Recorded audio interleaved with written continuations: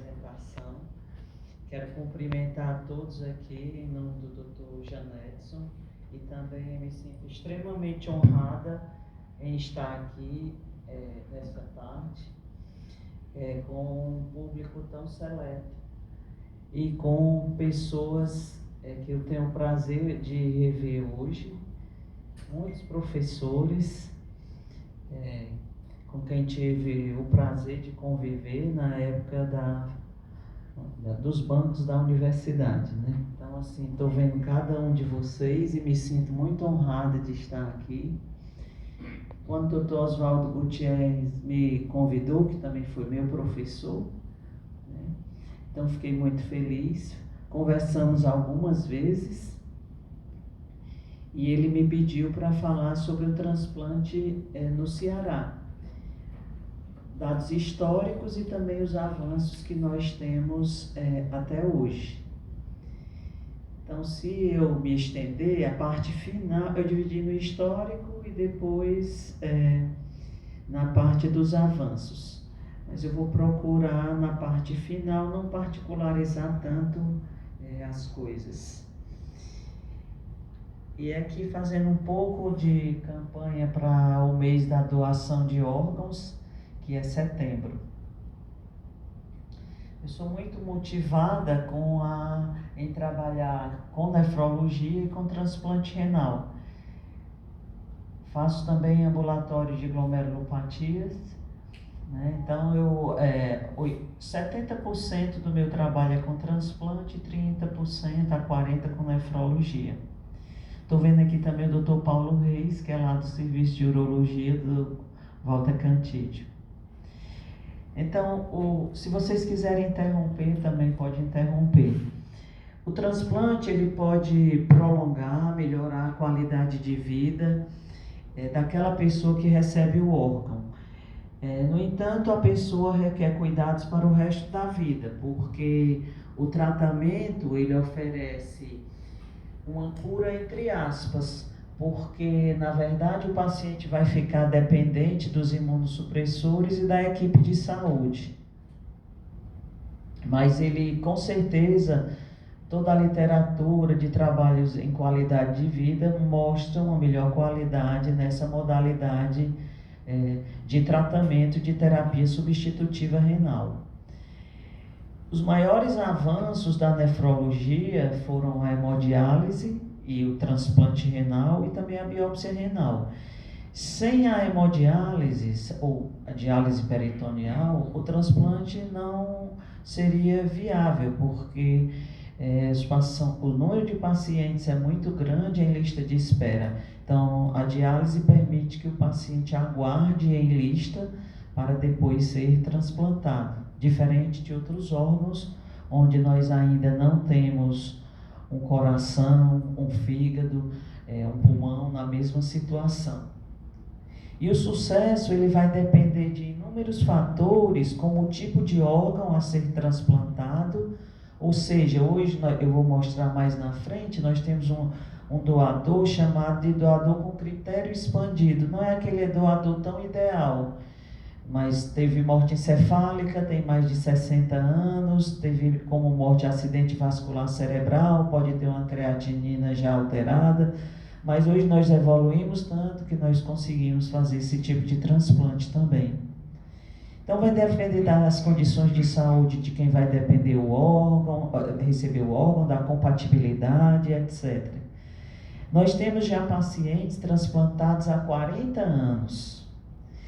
E transplantados, eu digo que hoje nós estamos na 4ª geração dos nefrologistas. Eu vou mostrar os pioneiros, depois vieram aqueles que foram meus chefes, meus professores, a minha geração, e daqui a pouco já vem aqui a geração dos residentes, dos que estão hoje. Eu completei 35 anos de formado agora em dezembro. O professor Sebastião foi nosso paraninfo, né? Professor Marcelo Gugel, meu colega de US, que eu tenho muito prazer. Por conta dele, me convidou gentilmente para Sobrames, mais do que pelas minhas características na escrita, eu acredito que mais pela amizade. Então, nós temos pacientes que já transplantados há 40 anos no Hospital Universitário Walter Cantídio. E isso é uma longa vida de doença renal crônica. Nós temos uma das melhores sobrevidas do mundo de pacientes em diálise, inclusive no Nordeste. E o que eu digo é que o nordestino é, antes de tudo, um forte, né? Também com doença renal crônica.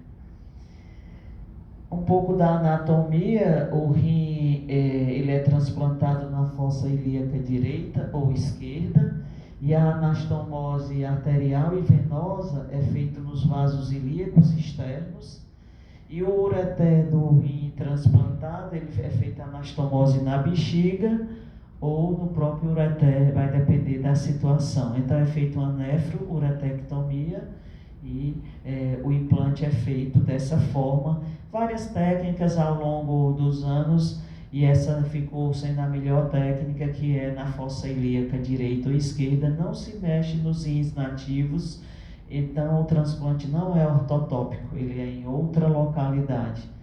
Diferente do coração, do fígado. Fígado você precisa ter uma fase anahepática, que você tem que tirar o fígado e depois fazer o implante, coração, pulmão. O rim e o pâncreas é de forma diferente. Um pouco do histórico, mas lembrando aqui que o primeiro transplante em humanos foi feito em Kiev, na Ucrânia. Que nos livros russos eles até tentam esconder um pouco isso, e tem um editorial de um colega nosso da Bahia que fala, nesse momento de guerra, fala sobre isso, sobre o primeiro transplante que foi na Ucrânia, em Kiev.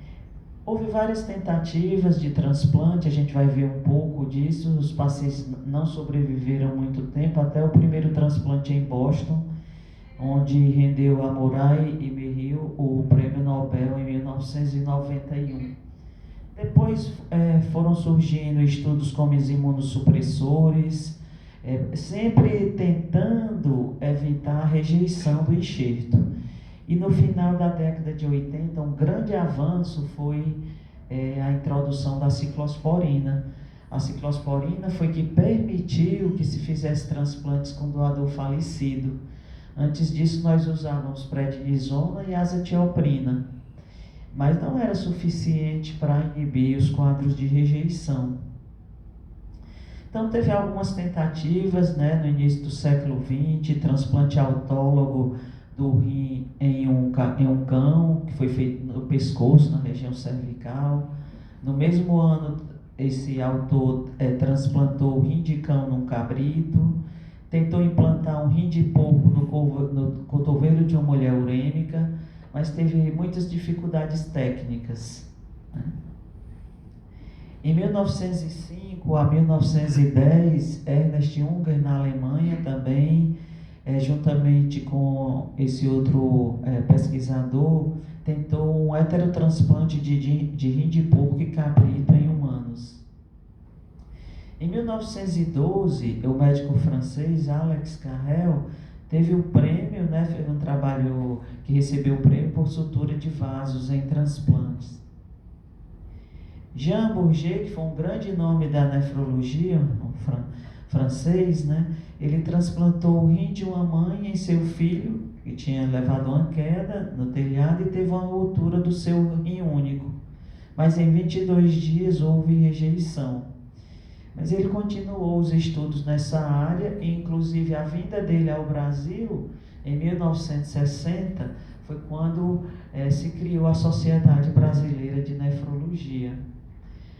O meu colega de turma, Ricardo Pereira, que não está aqui, ele queria muito estar, falou comigo várias vezes, está escrevendo um livro sobre um histórico da nefrologia, porque ele tem um parente que está atualmente em São Paulo, e ele nos pediu para escrever sobre as biópsias renais. Então a gente fez uma ampla pesquisa, busca sobre isso, e nós aproveitamos também um pouco dessa aula, e provavelmente isso vai virar um artigo, um capítulo de livro. Aqui em Boston, John Mary e Joseph Murray começaram o programa de transplante em gêmeos, que aqui são os dois, doador e receptor, Eles ainda eram vivos até pouco tempo, mas um deles faleceu, foi o receptor. No Brasil, o primeiro transplante renal foi no Hospital dos Servidores do Rio de Janeiro, mas durante muito tempo se achou que o primeiro transplante fosse o segundo, que eu vou mostrar. Quem resgatou essa história foi justamente o Dr. Moura Neto, que é da Bahia, presidente da Sociedade Baiana de Nefrologia, e o Dr. Edson Souza, que é do Rio de Janeiro, nefrologista. Então, eles foram atrás dos prontuários, pesquisaram, encontraram. Como não estava publicado em periódico, eles pegaram recortes de jornal e conseguiram provar que foi o primeiro transplante realizado no Brasil e publicaram no JBT, no Jornal Brasileiro de Transplantes. Foi um rim de uma criança de 9 meses que eles colocaram num rapaz de 18 anos. Na verdade, a criança tinha hidrocefalia e precisava de uma derivação que eles fizeram ventrículo para a bexiga. E eles tiraram o rim e esse rim foi transplantado. Mas a pessoa viveu pouco tempo, teve rejeição, porque nessa época os avanços da imunologia ainda requeriam muito trabalho, muitas descobertas. E esse transplante de 1965, com a equipe do Dr. Emil Sabaga, feito no Hospital das Clínicas da Universidade de São Paulo, foi tido muito tempo como o primeiro transplante renal no Brasil. Mas aí esse grupo fez esse resgate. E esse paciente aqui recebeu o rim de um irmão e viveu por 8 anos. E em 1967, em Ribeirão Preto, foi realizado o primeiro transplante renal com doador falecido.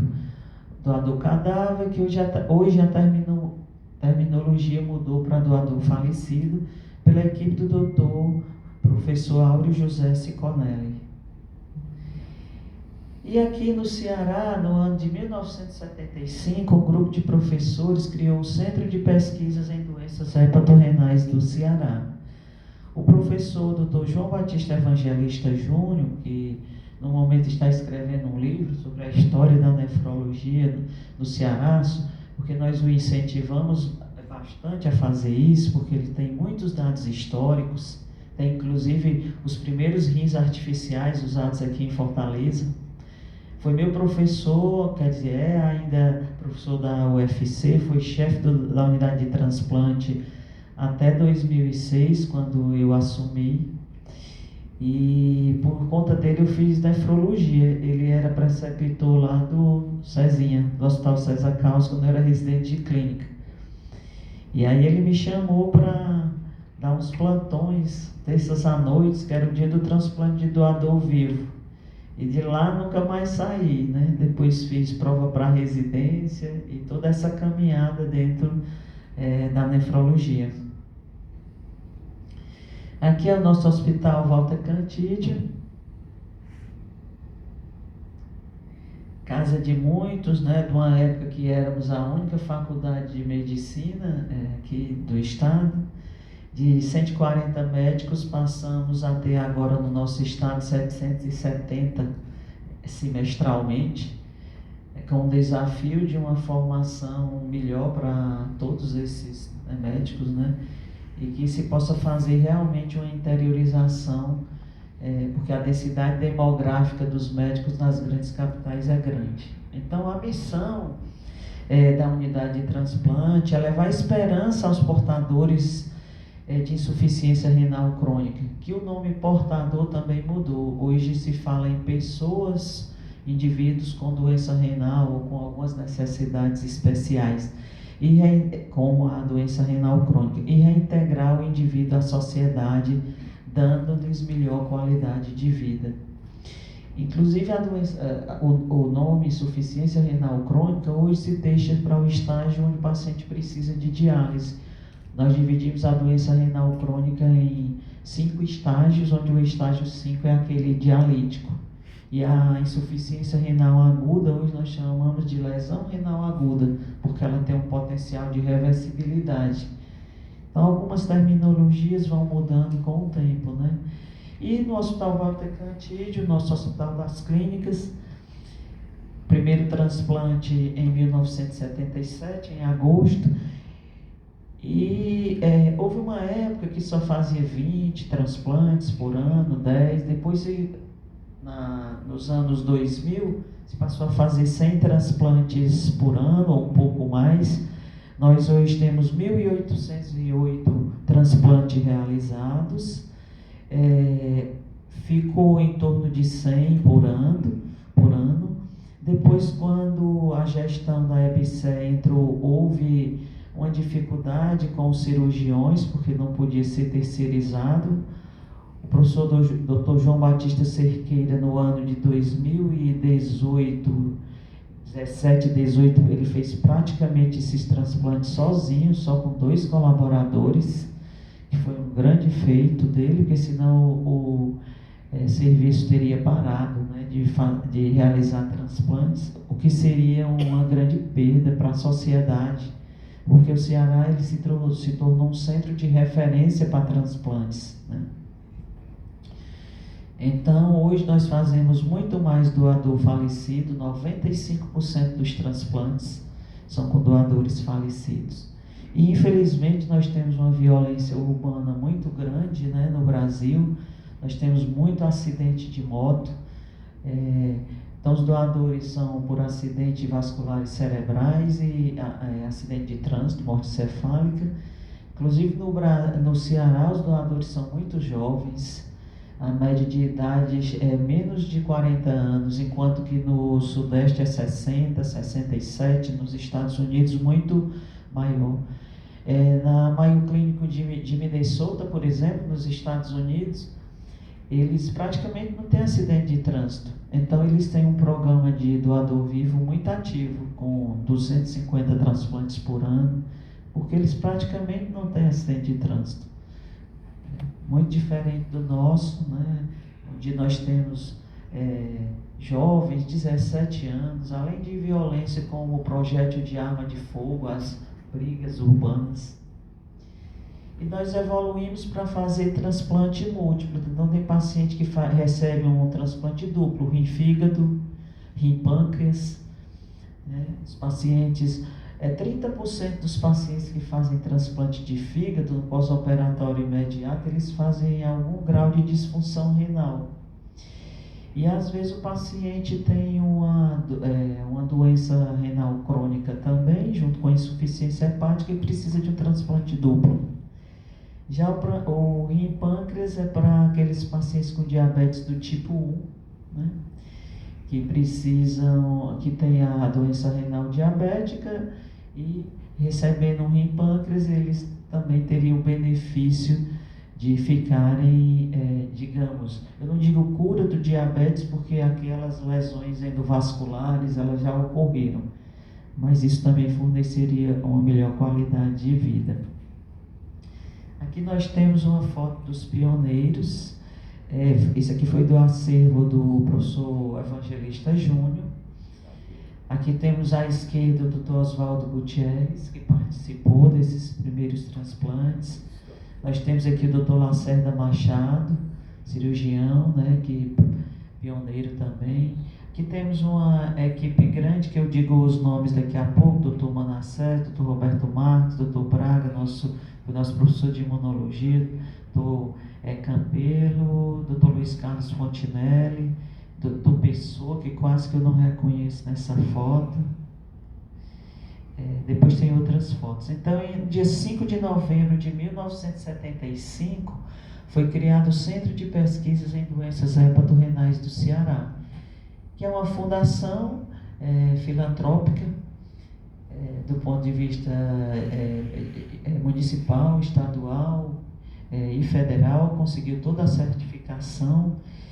Foi começada as cirurgias experimentais em cães, né, com alunos de iniciação científica, e esses pioneiros fundaram o CEPRES, Dr. Lacerda Machado, cirurgião, Dr. Roberto Marques, nefrologista, Dr. Manassés, Dr. Capelo, Dr. Pessoa, Dr. Luiz Carlos Fontinelli, Dr. Braga, Dr. Valdeci, todos que foram professores da UFC.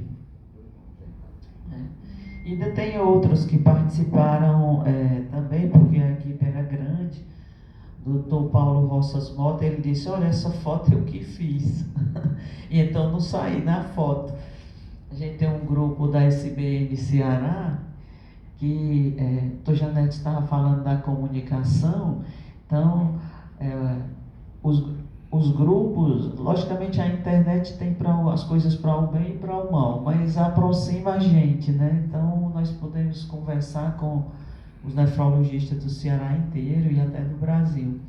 Aqui é o senhor Braz Marinho Neto, o primeiro paciente transplantado no Hospital Walter Cantídio, e aqui foi a doadora, a irmã. E ele teve uma longa vida durante muitos anos, né?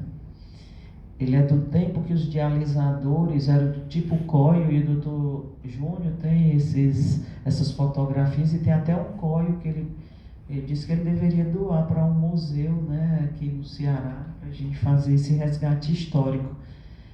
Um paciente uma vez me disse, né, durante a sessão de diálise, que ele, paciente, foi da época desse dialisador Coio, que eu não conheci, esse dialisador, que a água era tão turva que passava por dentro do capilar que eles tinham muito calafrios. O paciente renal crônico é o único paciente que durante a sua vida ele tem contato do seu sangue com a água, os elementos da água, né? São 120 litros de água para cada sessão de diálise, são 30 litros para cada hora. A circulação extracorpórea é puxada a uma velocidade de 400 ml por minuto, e o capilar, que é o filtro artificial, onde tem as trocas, o sangue desce nesse sentido e a solução de diálise no sentido inverso, e faz as trocas e vai para o expurgo, e o sangue volta para o paciente. Então essa solução é uma solução ácida e uma solução básica que simula o rim, né, soluções tampão. E essa solução, logicamente, tem que ser